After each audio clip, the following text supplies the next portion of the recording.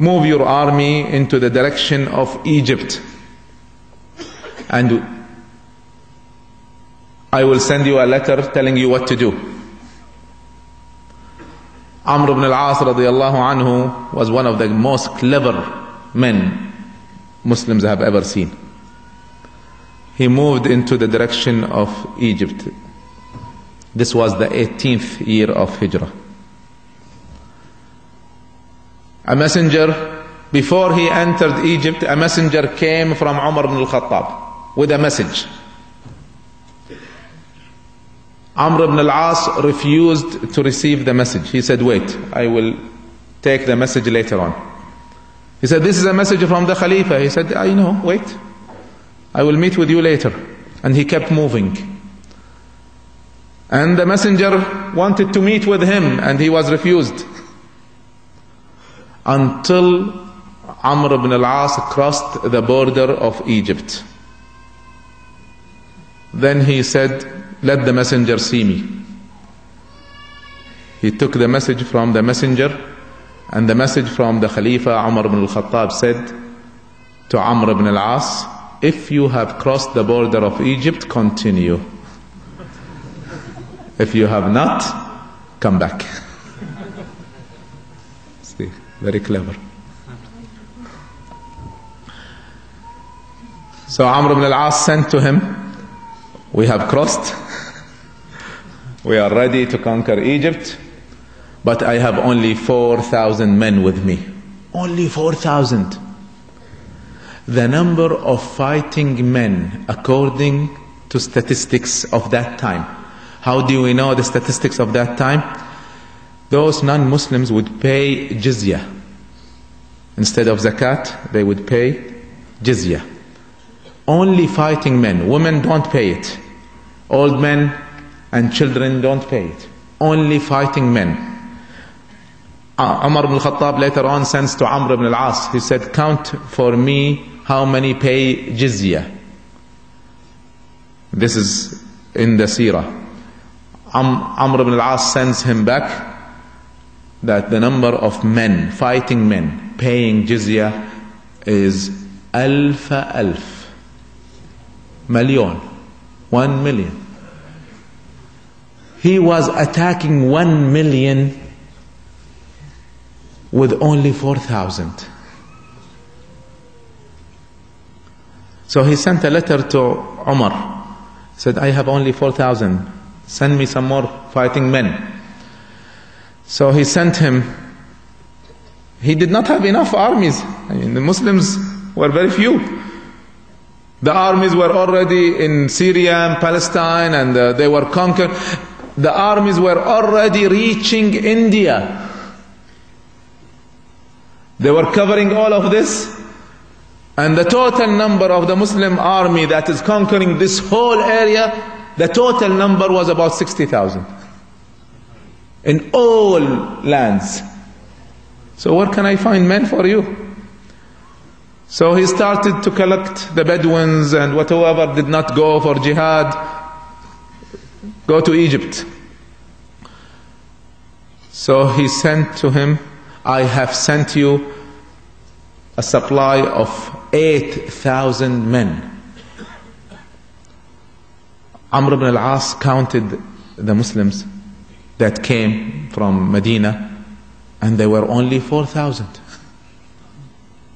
So he sent him a letter back. He said, where is the rest? You said 8,000. He said, among the 4,000 are 4 men. Each counts as 1,000. Muhammad ibn Maslama, Zubayr ibn al-Awwam, Ubadah ibn al-Samit, wal-Muqdad ibn al-Aswad. Radiyallahu anhu. Do we see now men that count for 1,000?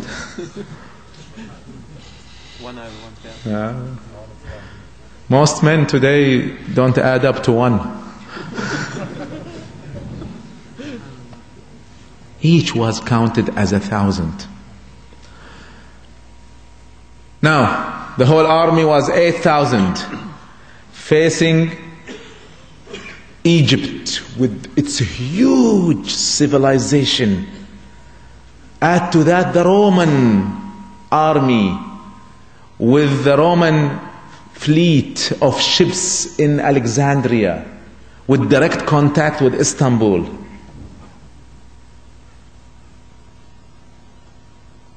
Strong in military, strong in civilization, strong in everything. He was not facing weak people. Egypt was one of the strongest nations on earth and governed by the Romans. How long did it take Amr ibn al-As to conquer Egypt and enter Alexandria, its capital? 4, not years, 4 months. Only 4 months. What is this? What happens to these civilizations, these superpowers that they think they have the world order in hand? They control the world. They can attack anyone, anywhere. What happened to them? They collapsed so quickly. Why? Some of you might say this is the companions of the Prophet ﷺ, the true religion. No, that's not only that. Let's take another situation. Let's talk years after that. The first attack on the Spanish Empire by the Muslims was in the year 92 of Hijrah. No companions. Led by a non-Arab. Led by Tareq ibn Ziyad, who was not an Arab. And he was not definitely a companion. 92 was the first attack.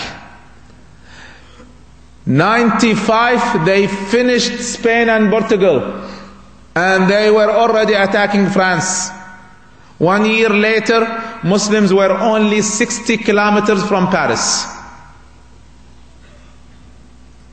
What happened to this civilization? 3 years it collapsed. What happened to the French? They could not stop the Muslims. They almost reached their capital. What happened?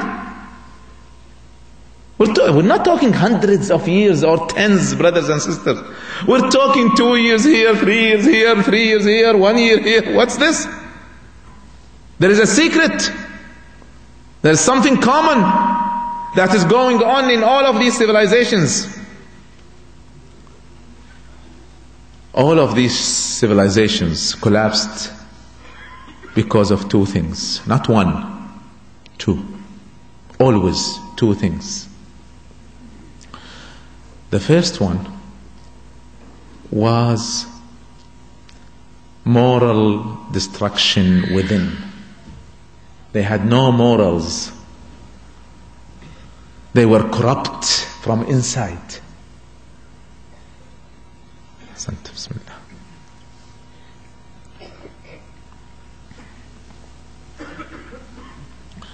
They were corrupt morally, materialistic world, sexual relations, family structure destructed, individualism.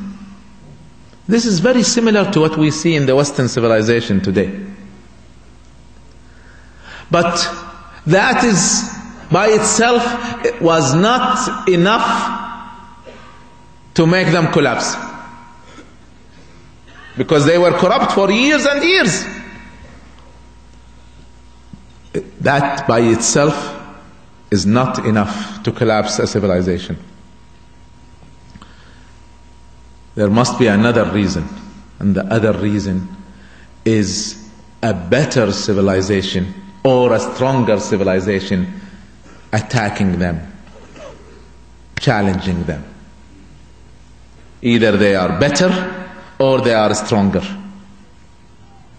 materialistically speaking. Either better morally or stronger materialistically. And that's why we saw the Mongolians conquering Europe. They were not better morally. The Mongolians were